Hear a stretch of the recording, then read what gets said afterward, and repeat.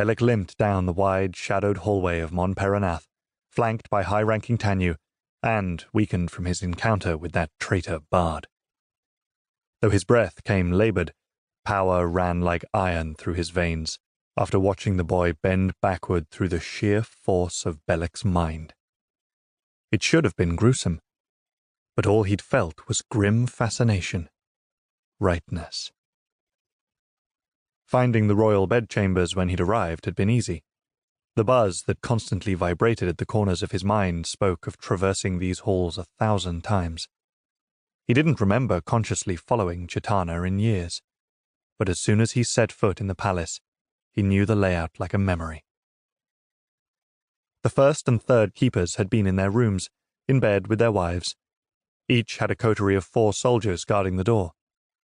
One problem with royals was that they lacked imagination.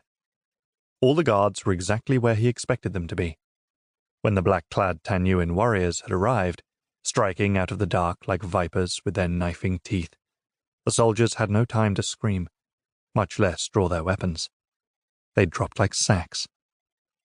Belik ordered the keepers to be killed painlessly. Mercy had gripped him at random. It didn't matter if they bled or not, if they suffered or not. The only thing that mattered was that Curon's and Atael's deaths be undeniable and deliberate. After the chaos, he would escort the soldiers off the palace grounds. The Tanyu would station themselves inside the beating heart of power, with the sea behind them, giving themselves access to limitless resources. Most of the work of conquering a kingdom wasn't physical, but mental. Once the people believed the Tanyu had won, then they had. Resistance would wane, and everyone would become more and more convinced that this was how it ought to be. All it takes is belief. Tanyuin masters had repeated those words over and over again. Belik set his mouth hard as he took another uneven step, cursing his bad leg in frustration. Belik had believed in Firian. The moment he first saw the boy, he knew this was the one who could make the Tanyu great, could make him great. Belik's earlier protégé, Anua, had gone far, but ultimately failed, getting irreparably lost in the unreal, despite Belik's efforts to save him. Belik needed someone even stronger. And for a long time, he didn't think anyone could live up to his expectation. Firian was the exception. His intensity had been obvious from the moment he arrived at the Tanyuin Academy. He would do whatever it took to become a master. Too many learners started by doing what was asked of them and assuming they would rise through the ranks.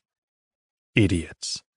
A master was not only a master of the Tanyuin arts, but of his own fate. Firian had practiced often enough and hard enough to earn even Belik's grudging respect. Firian might have more scars than Belik did on his own body. Scars proved his effort, that he pushed himself to the edge of what was possible. More than once, Belik had been forced to grab Firian out of the unreal before he believed in his own death. He took a sharp breath through his nose at the memory. The air was filled with an underlying must. It had seen blood. He huffed it back out again, eyeing the shadowed corners. This hall wouldn't be quiet for long.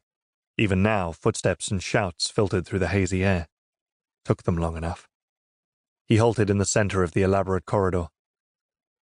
Master Nadi, the leader of physical training after Jovan died a few months ago, towered on his left. Shiro, a young Tanyu about 19, Firian's age, stood at his right.